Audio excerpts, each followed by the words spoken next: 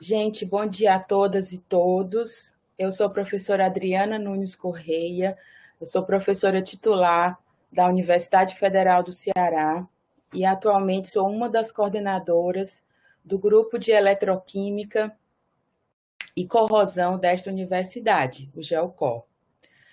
Inicialmente, eu gostaria de dizer que é um prazer participar dessa série de webinars do CESUSQUEM e quero agradecer a todos, na pessoa da professora Lúcia Mascaro, pela oportunidade de contar, de conversar um pouco sobre o que a gente tem feito no GeoCor nos últimos tempos. Hoje, a gente vai conversar um pouco sobre os sensores, sobre os biosensores eletroquímicos para a determinação dos contaminantes ambientais. O nosso grupo de pesquisa, o Grupo de Eletroquímica e Corrosão, o GEOCOR, ele sempre teve tradição em diferentes estudos nas áreas de corrosão, de eletrodeposição e de eletrocatálise. Mas em 2006, aproximadamente há 15 anos atrás, a gente deu início a estudos em desenvolvimento de metodologias eletroanalíticas, basicamente em função de uma demanda represada que os nossos estudantes tinham, né? Ou seja, o interesse que os nossos estudantes tinham na área de química analítica, mais especificamente na área de química eletroanalítica. E aí a gente não tinha nenhuma tradição nessa área, então a gente se debruçou sobre o tema, e aí desde então a gente vem tentando contribuir nessa área do conhecimento, tá certo? Então hoje a gente vai falar especificamente de uma das nossas linhas de pesquisa, que é o desenvolvimento de metodologias eletroanalíticas. Então, para além dessa demanda represada, né, que eu comentei, que a gente tinha aqui na Universidade Federal do Ceará, aqui em Fortaleza, no Ceará como um todo, o que é sabido? O que é sabido é que o contexto mundial relacionado à necessidade de aumento de produtividade na produção de alimentos e o consequentemente uso indiscriminado de agrotóxicos, pesticidas, defensivos agrícolas, né, como vocês queiram chamar, também apareceu, também surgiu aqui no Ceará. E, aliado a isso, surgiu também uma problemática de saúde pública que fez com que os interesses do nosso grupo de pesquisa se voltassem para esse tema. Então, a gente decidiu que a gente ia, nesse início do nosso processo de estudos nessa nova linha de pesquisa no nosso grupo, a gente ia se dedicar a esse estudo de desenvolvimento de metodologias eletroanalíticas para pesticidas.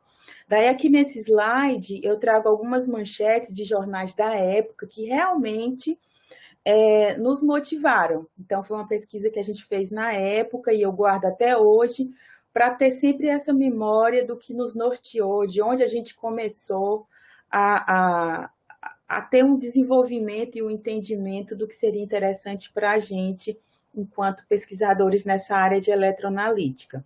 Então, essas manchetes desses jornais, os mais diversos, essas manchetes dão ênfase a inúmeras ocorrências, inúmeras denúncias de casos de contaminação e de adoecimento mesmo de pessoas que tiveram contato, não necessariamente próximo, mas simplesmente pelo contato via aérea, via meio aquoso, com esse tipo de contaminante. Então, a gente tem casos aqui, relatos, exemplos, né, no caso, de relatos de contaminação e de adoecimento de pessoas por terem tido contato com esse tipo de composto. Então, na semana passada, eu fiz uma busca rápida no Web of Science para trazer para vocês qual é a impressão da literatura, o que a literatura passa para a gente quando a gente coloca algumas palavras-chave que são interessantes nessa linha. Então, aqui eu fiz uma busca colocando como palavra-chave contaminantes emergentes em inglês. Então, não fiz nenhum filtro, não coloquei nenhum filtro. Então, quando a gente faz essa busca, quando eu fiz essa busca na semana passada, eu obtive um total de 423 registros, sendo que o primeiro foi em 1991. E por que eu destaco isso? Porque eu destaco isso na perspectiva de mencionar, de mostrar para deixar registrado o quão novo é essa preocupação, ou seja, 20 anos que a gente começou a denominar esses tipos de compostos como efetivamente contaminantes, né? E aí, quando eu fiz um filtro para sensores, apareceram 9 registros e para biosensores apareceram 2 registros. E aqui na Abscissa, vocês podem ver que o interesse, né, os temas de interesse são os mais diversos, desde ciências ambientais, passando por toxicologia e por fisicoquímica, né, que é a nossa área de atuação, por exemplo. Então, essa foi uma pesquisa que eu achei que seria interessante trazer. Uma outra que eu fiz, uma outra busca rápida, foi usando a palavra, ou o termo, melhor dizendo, a expressão disruptores endócrinos, né? Então, quando a gente usa disruptores endócrinos, vem um total de registro 10.665 e também meio que combinando, digamos assim, com a primeira busca, o primeiro em 1992, também regulando aí pelo em torno dos 20 anos. Quando eu apliquei o filtro sensores, apareceu um total de 74 registros, e quando eu apliquei o filtro de biosensores, apareceram 61 registros. Quando a gente faz essa busca com esse termo, disruptores endócrinos, o leque de interesses aumenta. Então, por quê? Porque disruptores endócrinos são todas as substâncias que, por exemplo, podem causar qualquer alteração no sistema endócrino dos seres vivos. Então, eles podem, por exemplo, inibir a produção de algum hormônio ou então produzir em excesso algum tipo de hormônio. Então, esse leque ele se abre um pouco, porque está ligado também um pouquinho à parte farmacológica. Então, aqui a gente tem, para além da química analítica, né, que seria o esperado no nosso entendimento, a gente também tem a parte de farmacologia, tem a parte de biologia reprodutiva, porque esses contaminantes, eles também afetam. Além de causarem doenças, assim como câncer, também eles promovem uma alteração no sistema reprodutivo, e aí você tem casos de infertilidade que não teriam, por exemplo, nenhuma causa com uma explicação um pouquinho mais lógica, né? Digamos assim. Então, essas duas buscas bem rápidas que eu fiz foi para posicionar vocês em como hoje, pelo menos na perspectiva dessa base de dados, a gente tem o interesse, né, ou a contribuição, digamos assim, de diferentes grupos de pesquisa de todo o mundo, né? E qual que é a origem desses contaminantes ambientais? Então, a origem desses contaminantes ambientais é a mais diversa. Então, você pode ter como contaminante ambiental fármaco, pesticidas, os plásticos, agora a gente está se preocupando bastante com os microplásticos, as tintas, os corantes, os adesivos, os produtos de higiene pessoal e cosméticos, os retardantes de chama e os hormônios naturais e também os sintéticos, né? Então, todas essas classes, digamos assim, de compostos orgânicos, eles são bastante utilizados no nosso cotidiano. Então, se a gente usa bastante, é de se esperar que a gente os descarte também de forma de maneira bastante elevada, né? Então, o que a gente tem no nosso país? O que a gente tem no nosso país é uma falta de legislação oficial que controle, que fiscalize, que qualifique as águas naturais e os alimentos, né? Ou seja, será que aquela água que pretensamente eu estou ingerindo, ou então eu estou comercializando como água potável, se eu tivesse uma legislação, se eu aplicasse uma legislação que levasse em consideração a presença desses tipos de contaminantes ambientais, será que essa água continuaria podendo ser classificada como potável? Será que os alimentos que eu ingiro, as frutas, as verduras, as hortaliças que eu ingiro, será que se tivesse uma legislação que as qualificasse, que as analisasse, será que elas poderiam continuar sendo ingeridas? Essa é a falta de legislação a qual eu me refiro. Então, como a gente não tem essa legislação em vigor, a população em geral, nós, né, estamos expostos à contaminação, às contaminações as mais diversas, que colocam em risco a nossa segurança alimentar, tá certo? A segurança alimentar deve zelar pela qualidade da água que a gente ingere, deve zelar pela qualidade do alimento que a gente consome. Porque, por exemplo, as águas naturais e os alimentos in natura, por exemplo, que se eles contiverem traços, resíduos de alguns desses tipos de contaminantes, eles podem chegar até nós, por meio da ingestão, tá certo? Então, essa é uma preocupação bastante importante que a gente teve em 2006, 2007, quando a gente definiu a nossa linha de trabalho em eletroanalítica, e essa preocupação, ela permanece até hoje. Então, ao longo desse tempo, no nosso laboratório, a gente desenvolveu diferentes metodologias analíticas. Aqui eu tentei citar todas as substâncias que a gente trabalhou, eu devo ter esquecido alguma, mas a gente trabalhou com pesticidas como carbaril, carbofurano, dimetomorf, trabalhamos com antibióticos como cefalexina, cefuroxima, nimesulida, né, que a gente consome bastante, com anti-inflamatório. Então, diclofenaco, que é também anti-inflamatório, dipirona. E uns não tão comuns, como cetoconazol, que é um antifúngico, que pode ser tanto classificado como fármaco, como pesticida, desculpa, clorexidina, que é um enxaguante bucal, haloperidol, que é um antipsicótico. Então, enfim, vários compostos orgânicos foram utilizados no desenvolvimento das nossas metodologias. E a gente utilizou como matrizes para analisar, para avaliar, testar a potencialidade dessas metodologias, a gente utilizou as mais diversas, como as frutas, as verduras, carne, leite, as próprias águas naturais, águas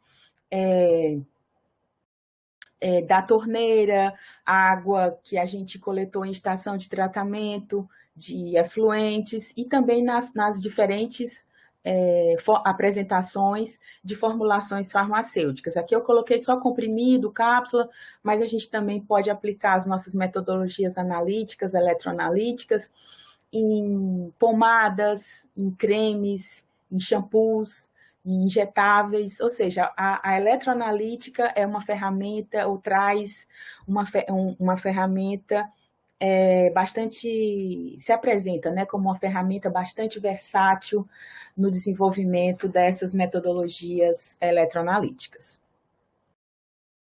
Então, aqui eu destaco alguns tipos de material que a gente trabalhou, vem trabalhando, que seriam os eletrodos de diamante dopados com boro, os eletrodos de nanotubos de carbono.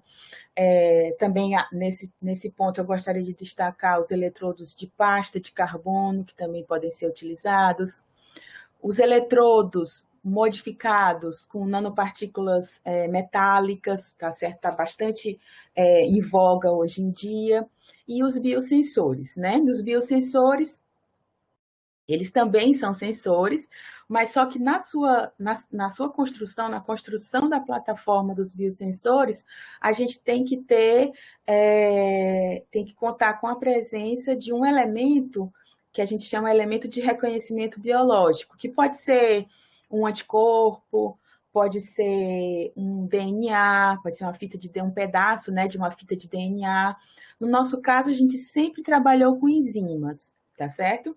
Em função da nossa expertise ou pela falta, né, de nossa expertise, porque a gente tinha uma limitação, inicialmente a gente tinha uma limitação muito grande do ponto de vista laboratorial. Então, hoje em dia, com o advento, né, do SARS-CoV-2, a gente vem observando o desenvolvimento de sensores, de biosensores, que também são passíveis de serem utilizados na detecção de vírus, por exemplo.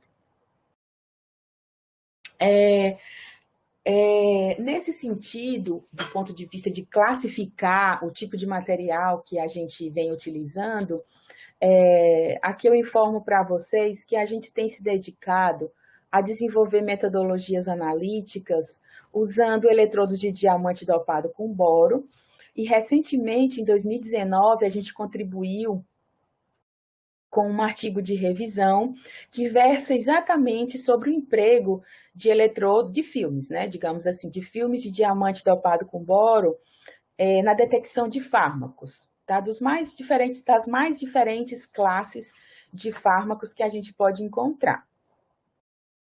De modo interessante, eu queria destacar para vocês as seguintes características dos filmes de diamante dopado com boro. No que se refere ao fato deles terem uma condutividade elétrica que é semelhante a de alguns metais. Para a gente, na eletroquímica, é extremamente interessante o fato de ter uma ampla janela, um amplo intervalo, né, que a gente chama de potencial, sem que a gente necessariamente tenha a descarga do solvente, ou seja, a gente tem um intervalo útil, amplo de potencial. A gente, em função da reação redox, que eu apresento aqui nessa figura da esquerda, em função dessa reação redox relativa ao par quinona-hidroquinona, a gente consegue fazer, né, gerar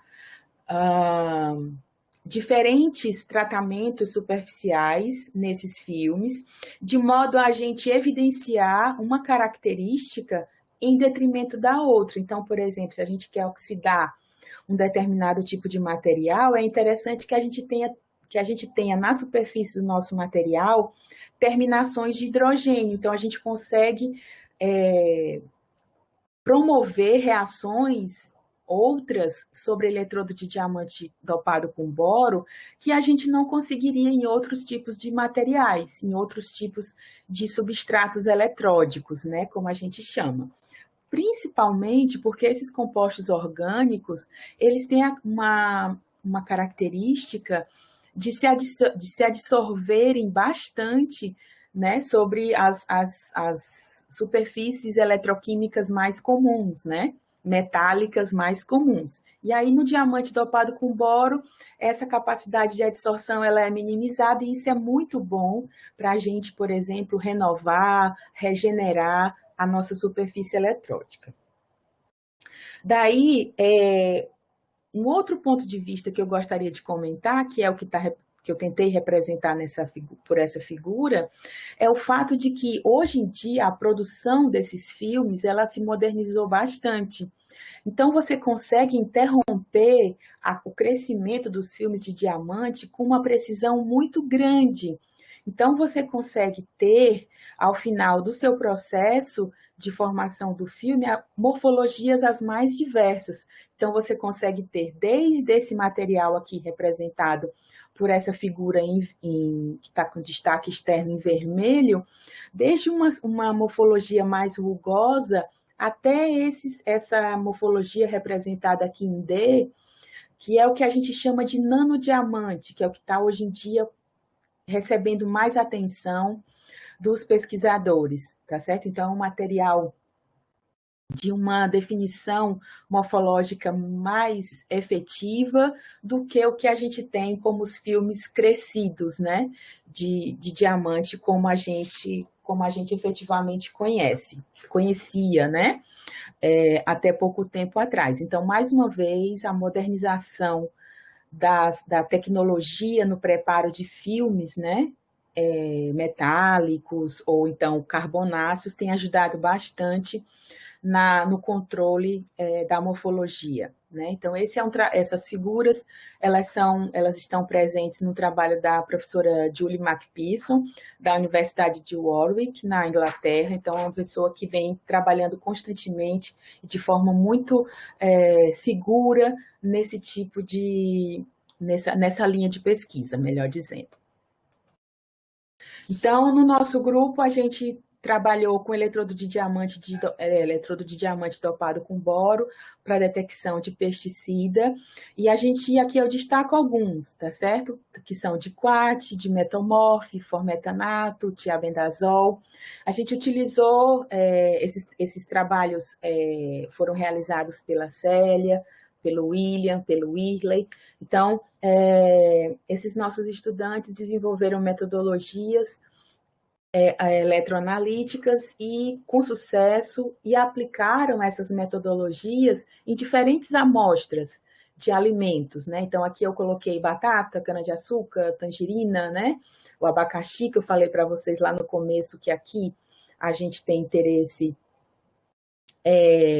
Não, acho que eu não falei no começo, mas aqui no Ceará a gente tem um interesse bastante grande do ponto de vista da produção de citros, né? Então a gente tem polos, fruticultores que são bastante eficientes nesse tipo de alimento, de produção de alimento. Então, naquela perspectiva de aumento da produtividade, se faz necessário o uso de defensivos agrícolas, né? Então, uvas na produção de vinho, e mais especificamente águas, né, as águas naturais e medicamentos, né, formulações farmacêuticas quando isso é possível. Então a gente trabalhou bastante nessa área e a gente conseguiu produzir algumas publicações. Se vocês tiverem interesse, para não tornar a apresentação muito enfadonha, com tabelas, números, então depois vocês podem acessar o nosso Lattes, né, que finalmente voltou, ainda bem. Então, toda a publicação está lá e eu já me coloco à disposição para quaisquer dúvidas que vocês venham a ter.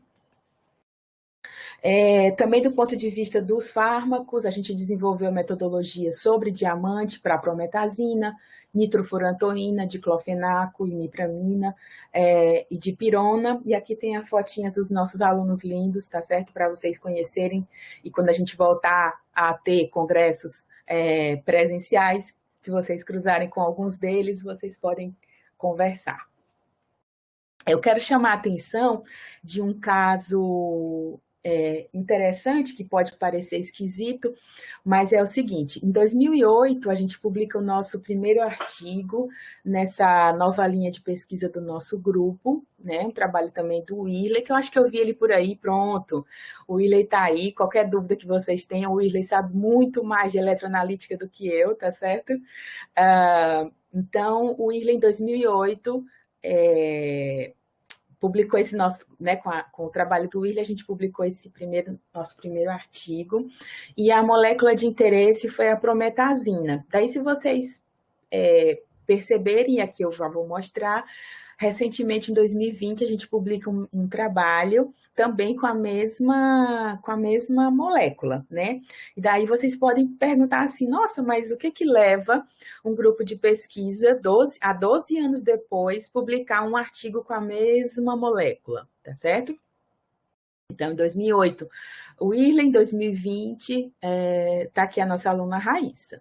Então, o que eu quero destacar é o seguinte: aqui a gente tem os nossos voltamogramas de onda quadrada e as respectivas curvas analíticas para as duas metodologias. Aqui do lado esquerdo a gente tem a metodologia com eletrodo de diamante dopado com boro, e aqui do lado da direita a gente tem a metodologia desenvolvida com nanotubos de carbono um compósito, né? Uma espécie de compósito com nanotubos de carbono e um polieletrólito, que é o polietilenimina. Então, o que é que a gente observa? Se a gente for olhar para os voltamogramas, o que é que a gente já percebe de diferente que nos chama a atenção? Chama a atenção que quando a gente trabalhou com diamante dopado com boro, a gente tinha dois processos, tá certo? A gente conseguia observar dois processos, e quando a gente não tinha diamante, mas sim nanotubo de carbono e polietilenimina, a gente passou a ter um único processo, né? Na época, ou seja, em 2008 e agora em 2020, a gente não se debruçou sobre o interesse a gente não teve condição ainda de analisar o porquê dessas diferenças, né? Do ponto de vista microscópico, mas o que eu quero chamar a atenção de vocês é o seguinte: olhando aqui para as figuras de mérito, se a gente olhar, por exemplo, a região de linearidade, quando a gente trocou para a plataforma para nanotubo de carbono e para polietilenimina, a gente não teve um ganho, por exemplo, em região de linearidade que seja significativo. Então, eu posso até dizer que a região de linearidade ela se repetiu. Mas o que eu quero chamar a atenção, e por isso eu trouxe aqui a legenda da figura que está no artigo, é que, por exemplo, quando a gente trabalhou com diamante, a gente precisou, para revelar os sinais, para a gente ter uma intensificação da nossa resposta analítica, a gente precisou de uma etapa de acumulação, como se fosse uma pré-concentração. E essa etapa, ela demorava ou demora 30 segundos. Diferentemente do que não aconteceu quando a gente tinha nanotubo e polietilenimina e o PEI. Então, vocês podem dizer assim, nossa, mas somente essa diferença justifica uma outra produção? Não, mas o que eu quero destacar aqui é que nos experimentos ou no desenvolvimento das metodologias eletroanalíticas é muito importante que a gente ganhe em agilidade, em tempo de resposta, tá certo? A resposta que a gente obtém, a resposta eletroquímica que a gente obtém comparativamente a outras técnicas convencionais é muito rápida. Então, quando eu introduzo uma etapa na minha metodologia de 30 segundos, hoje em dia eu posso dizer que com essa nova metodologia proposta no ano passado, publicada no ano passado, a gente fez um upgrade na determinação da prometazina, porque hoje a gente consegue fazer uma determinação muito mais rápida, que é um dos nossos objetivos. Ganhar agilidade, diminuir o tempo de análise é um dos nossos interesses, tá certo? No desenvolvimento de metodologias analíticas. Então, eu comparei esses dois trabalhos para chamar a atenção disso, tá certo? Que durante o desenvolvimento de uma metodologia é muito importante que o tempo de preparo do material, o tempo de resposta seja bastante reduzido. Então, essa era a comparação que eu gostaria de fazer. Para além desse ganho em agilidade nas análises, né, a gente também tem uma contribuição interessante no sentido de entendimento de alguns processos. Nesse trabalho aqui, por uma historinha bastante interessante, que infelizmente não vai dar tempo eu contar para vocês, mas esse artigo tem uma história muito interessante, mas deixando isso para outra oportunidade, aqui a Rayane fez uma revisão na literatura, à época, sobre os processos redox envolvendo dipirona. E aí a gente encontrou que na literatura o processo, as propostas, né, as proposições mecanísticas para o processo de oxidação da dipirona, que é um medicamento bastante utilizado e pode ser adquirido, né, de forma indiscriminada, e se ele pode ser adquirido de forma indiscriminada, sem prescrição médica, ele também pode ser descartado também de forma indiscriminada, porque aqui a gente não tem uma cultura, né, de descarte de resíduos farmacêuticos. Então, a Rayane se debruçou sobre essa literatura e e a gente viu, com o resultado do trabalho dela, dessa revisão, que existiam na literatura várias propostas, e a gente conseguiu reunir essas propostas mecanísticas em 3 rotas, né? E à época não era interessante a gente estudar, por N fatores, não era interessante a gente estudar esse tipo de aspecto, tá certo? Então, o trabalho da Rayane foi para inicialmente desenvolver a metodologia, então tá aqui, eu mostro para vocês os rotamogramas, a curva analítica, mas ficou sempre aquela questão na nossa mente, sempre aquela a pulga atrás da orelha. Como é que a gente poderia efetivamente provar que existia dentre as 3 rotas, qual deveria ser aquela que realmente acontece em maior ou com maior facilidade, né? Onde facilidade entendam como gasto energético, né? Daí a gente não entende, né, de química computacional, mas eu costumo dizer, os meus alunos sabem disso, que quem tem amigos tem tudo, né? Então a gente tem amigos que entendem e a gente propôs a eles uma parceria. Então, levando em consideração essas espécies aqui que a gente definiu com essas siglas, o que os nossos amigos da química computacional fizeram. Então, calcularam para dipirona oxidada uma vez, dipirona com a retirada de um próton, dipirona oxidada 2 vezes. Então, calcularam a densidade de carga, ou seja, viram onde, em que parte da molécula você tinha uma certa localização de carga e foram calculadas algumas energias relativas ao processo de adsorção sobre o eletrodo de diamante dopado com boro. Então, a gente construiu uma espécie de diagrama de energia, igual a gente aprende quando a gente está estudando cinética química. Então, aqui a gente tem no eixo X, a gente tem um eixo que a gente chamou de coordenada de reação, exatamente como a gente aprende em cinética química. E aqui no eixo Y, a gente tem a gente tem os valores de energia, só que a gente fez uma normalização. A energia relativa à dipirona neutra, a gente jogou para 0 e depois todas as outras foram posicionadas com relação a essa base. E aí, então, a gente vê esses patamares indicando onde a gente tem os valores de energia para cada uma das espécies, e por meio desse desenho, digamos assim, a gente consegue afirmar que a rota 1, que foi aquela rota, deixa eu ver se eu consigo voltar, pronto, que essa rota que a gente definiu como rota 1 é a mais provável de acontecer do ponto de vista energético. Então, esse trabalho tem essa contribuição e foi muito, muito interessante, porque ele surgiu como, eu arrisco dizer que a maioria das descobertas na ciência acontecem, essa descoberta nossa também aconteceu por acaso, tá certo? Então, a gente se debruçou sobre os dados que a gente tinha e apresentou aos leitores dessa forma que a gente achou mais interessante.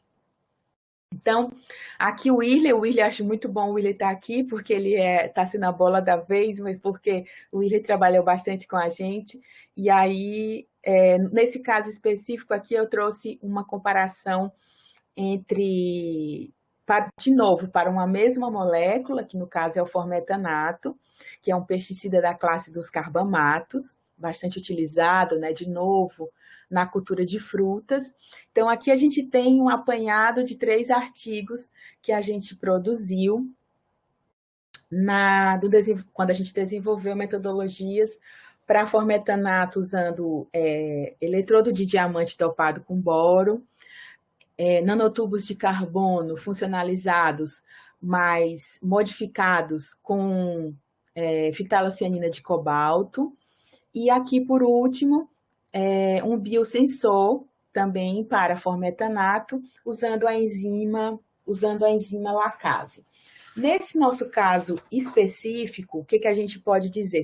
Quando a gente for ler os artigos, a gente observa que a gente não teve uma diferença significativa nos limites de detecção, mas a gente observa que houve uma mudança, houve uma dependência, né, no desenvolvimento da metodologia, desculpa, com o tipo de material que a gente utilizou. Então, por exemplo, eu quero destacar, se eu não estiver errada, o Wirley me corrige, se eu estiver errado, o Wirley me corrige. Aqui, nesse trabalho de 2016, a gente volta a ter uma etapa de pré-concentração, a gente volta a ter uma etapa de acumulação, tá certo?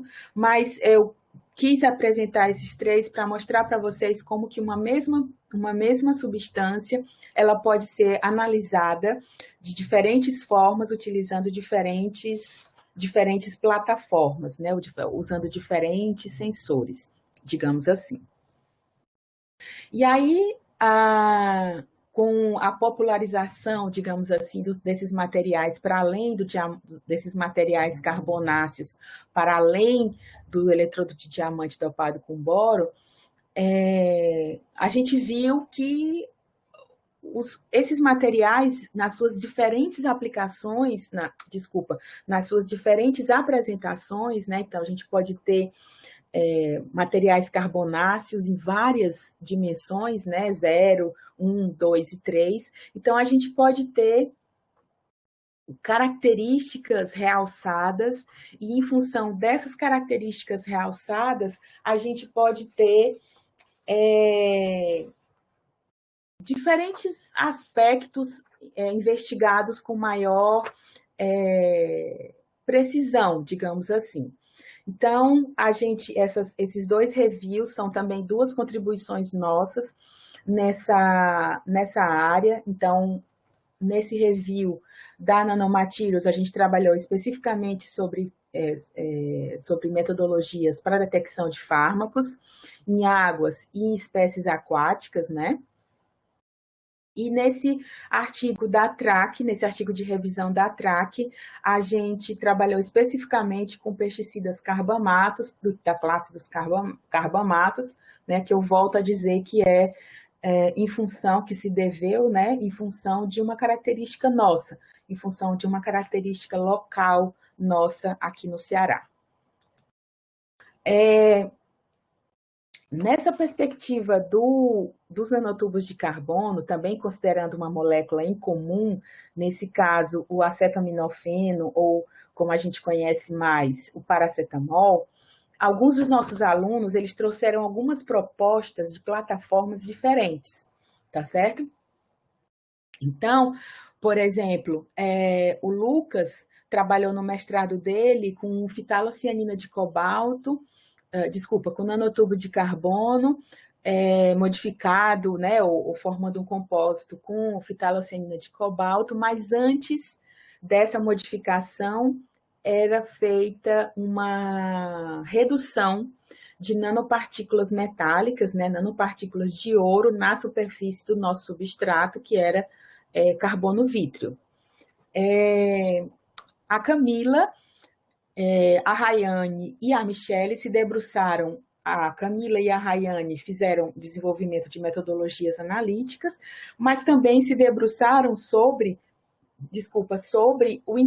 a tentativa do entendimento de como que se daria ou como que se dava o processo de adsorção do paracetamol nas respectivas plataformas, né, nos respectivos sensores. Então, o que a gente tem? Aqui a gente tem os fotomogramas, as curvas analíticas, e aqui tem o recorte da tabela com as figuras de mérito, que eu quero destacar que efetivamente não tem uma diferença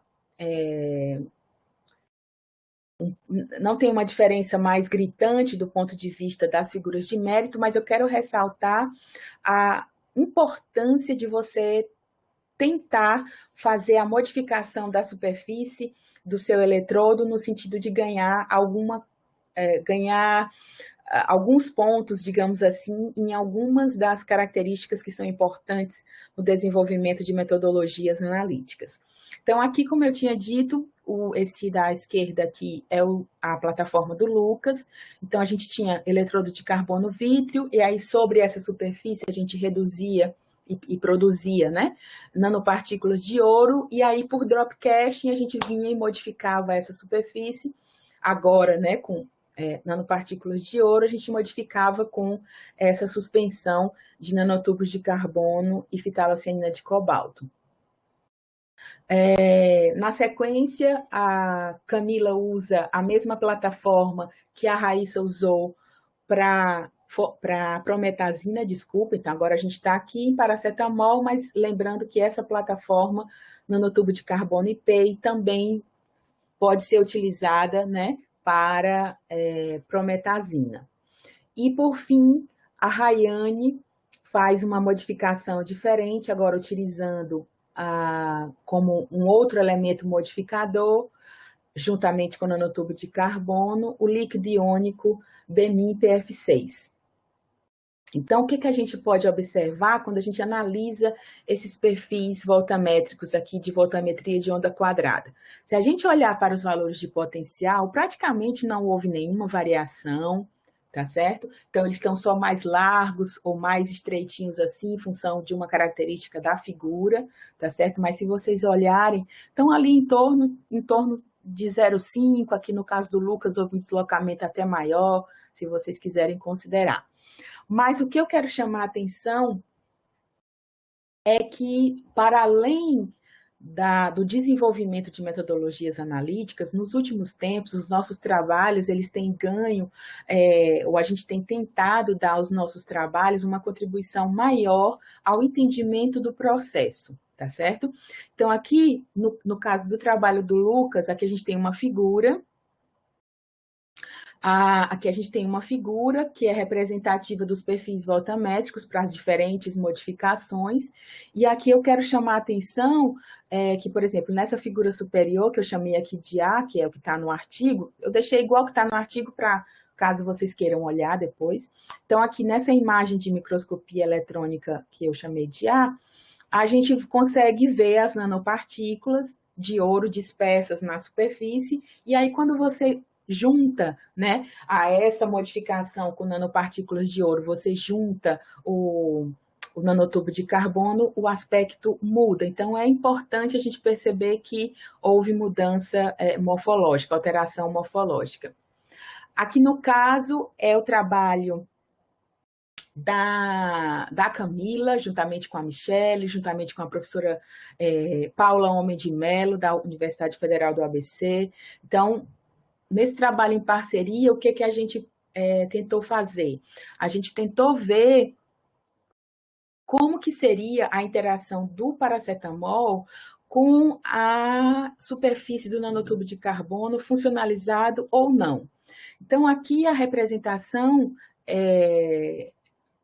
dessa figura aqui da esquerda é a modificação externa do nanotubo de carbono com grupamentos carboxila, e quando você deixa o paracetamol livre para ele se movimentar da forma que ele quiser, ele prefere ficar dentro do nanotubo.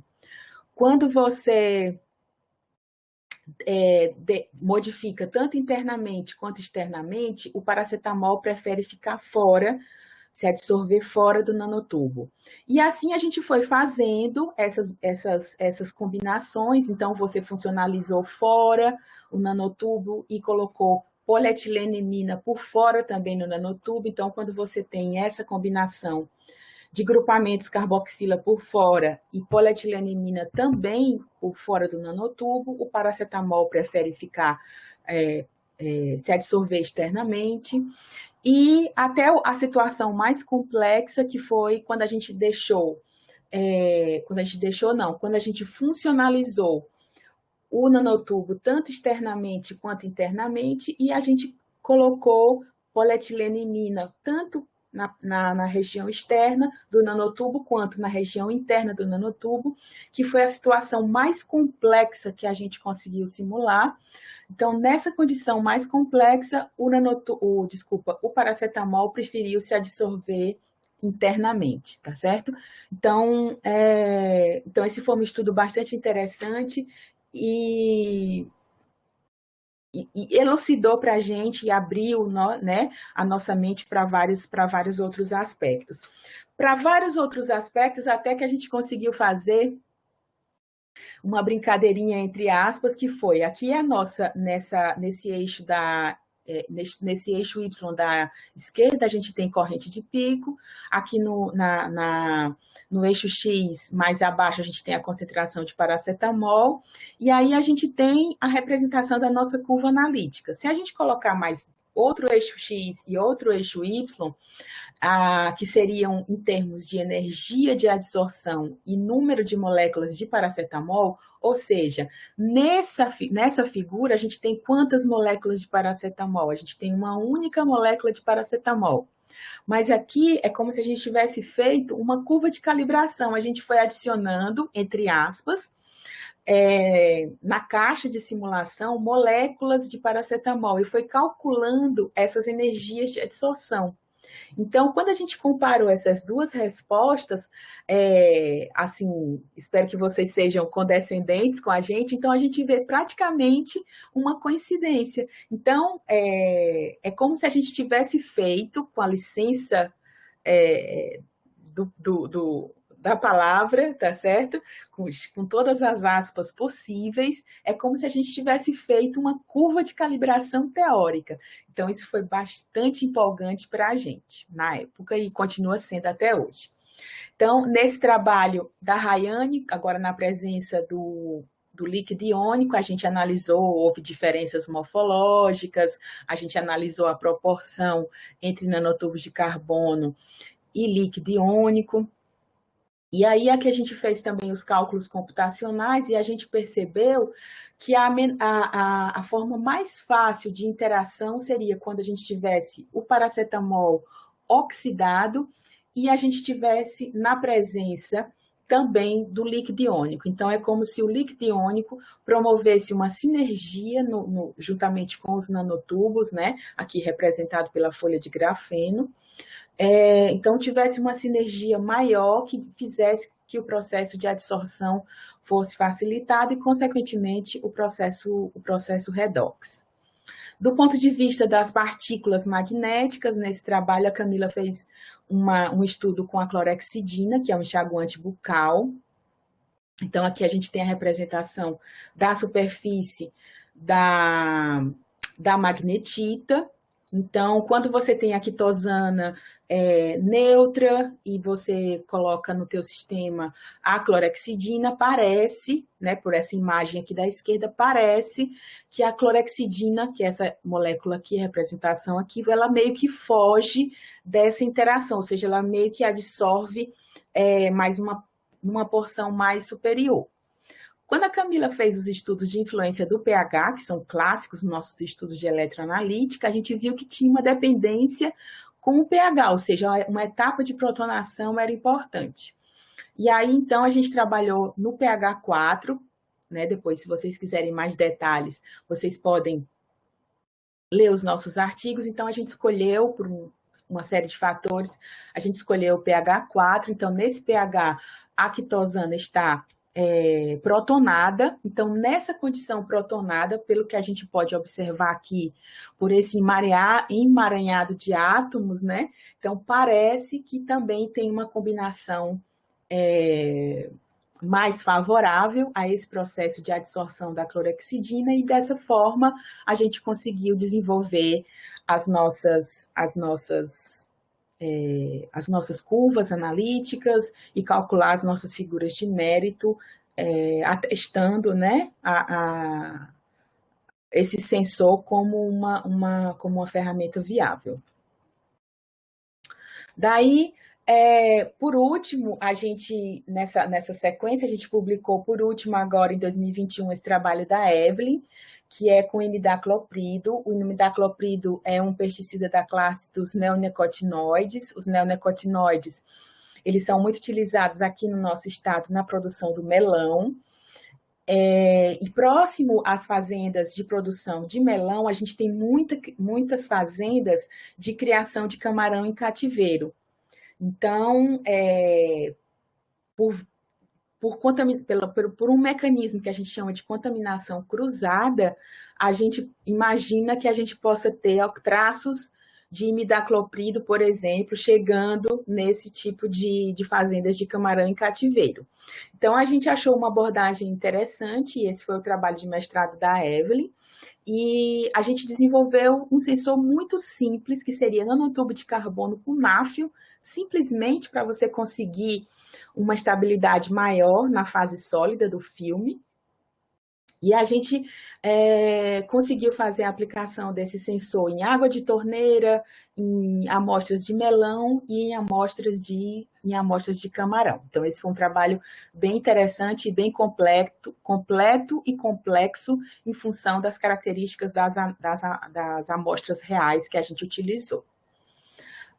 Por último, a gente trabalha também com os biosensores. Então, aqui a gente tem a Dejane trabalhando com detecção de fenol, o Irley, aquele trabalho do formetanato que a gente comentou anteriormente, e aqui a gente tem o Tiago com pirimicarb, e também todos esses trabalhos do Tiago, tanto com pirimicarb como com esses outros, né, compostos, todos com eletrodos de pasta de carbono. E aí, esse último trabalho do Tiago, a gente tem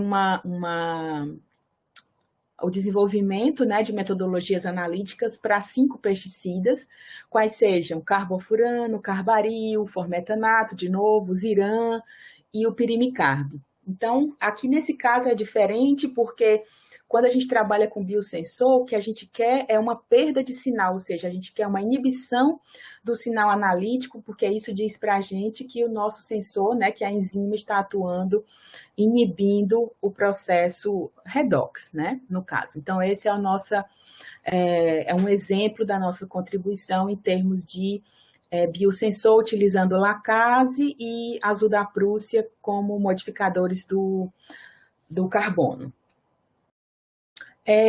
Como perspectivas, para a gente finalizar, como perspectivas nessa área, o que a gente busca hoje? Então, a gente busca metodologias de baixo custo, que tenham respostas rápidas, que a gente possa ter ganho em termos de sensibilidade e que a gente tenha também a possibilidade de ter repetibilidade nas nossas medidas. Então, isso é o que quando a gente vai começar e vai propor uma metodologia analítica, na minha opinião,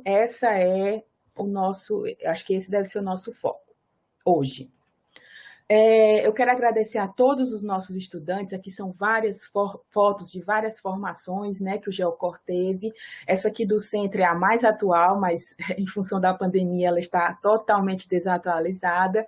Mas eu quero deixar aqui registrado o agradecimento a todas as pessoas que passaram pelo nosso grupo ao longo de todos esses anos e tornaram o ambiente mais agradável, né, para a gente trabalhar, que é importante.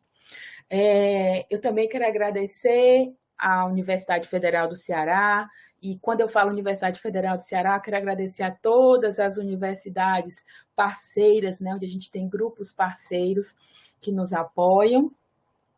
Eu não vou citar nenhum aqui para eu não esquecer. Quero agradecer também às agências de fomento que nos ajudam, né, CNPq, CAPES, FUNCAP, que é a nossa FAPESP, como a gente chama, e a FINEP. E também quero agradecer à Universidade Federal de São Carlos pela oportunidade, à FAPESP, que financia o CERSUSQUEM com essa parceria com a GSK. E também quero agradecer a todos vocês pela atenção. Muito obrigada. E se eu não acompanhei o chat, porque eu não consigo fazer as duas coisas ao mesmo tempo, se tiver alguma pergunta, eu estou à disposição. Muito obrigada. Obrigado, Irley. Obrigada, Elvio. O Elvio pergunta assim, professora, quais foram os organismos modelos? Quais foram os organismos modelos e quais as metodologias, tecnologias, metodologias e objetivo? Elvio, eu não entendi direito eu não entendi essa sua pergunta. O Elvio de novo. Professor, os sensores apresentam capacidade de analisar os compostos nas diversas matrizes? Sim, a gente desenvolve, por exemplo, esse último da Evelyn, a gente analisou em água de torneira, a gente analisou em melão e a gente analisou em camarão. A Lúcia, que eu não sei se é a professora Lúcia ou outra Lúcia, em termos de facilidade de produção, robustez, facilidade de uso e aplicação, você recomendaria um tipo de eletrodo em particular? Lúcia, o que eu recomendo, assim, nessa perspectiva do que é interessante para a gente do ponto de vista de desenvolvimento de metodologia analítica, é o eletrodo que seja mais, que tenha montagem, né, fabricação mais simples. Tá certo? Então, mesmo hoje a gente tendo apresentado bastante resultado com eletrodo modificado, se você conseguir a resposta para o teu processo sem modificação, você já ganha bastante em agilidade na tua metodologia. Então, se você conseguir resposta, se você conseguir resposta eletroanalítica sem modificar o teu eletrodo, você já ganha bastante. João Batista, que eu acho que é o professor João Batista. Não é nenhuma pergunta. Obrigada, professor. Natália, minha aluna não vale. Lúcia, parabéns. Gente, muito bem. Parabéns também para todos vocês por esse momento aqui, que é muito rico, né? Então, o Elvio aqui. Quais os organismos vivos utilizados nas análises? Quais as técnicas utilizadas para isso? Organismos vivos. Você fala nos biosensores? Então, se for nos biosensores, a gente usa uma enzima, tá certo? Que é a enzima lacase, mas a gente também usou uma outra enzima que seria a tirosinase. Então, a gente compra a enzima, e a gente tem que tomar cuidado para ela não desnaturar, e a gente faz aqueles testes para ver se ela está ativa ainda, e a gente utiliza. É isso que a gente faz. Não sei se eu respondi, Elvio. Como a gente imobiliza a gente coloca um agente de ligação cruzada, né, que é o glutaraldeído, e a gente imobiliza por dropcasting. Então, não sei se tem mais alguma pergunta. Não tem mais nenhuma pergunta. Obrigada também, Elvio, pelo interesse. Depois, se você quiser, você pode me escrever, adriana@ufc.br, está lá no começo da apresentação, e a gente pode conversar mais proximamente. Tá bom? Pronto. Então, muito obrigada, gente. Tenham um bom dia, se cuidem. Espero que todos continuem com saúde. Eu estou à disposição para qualquer outra questão. Até mais.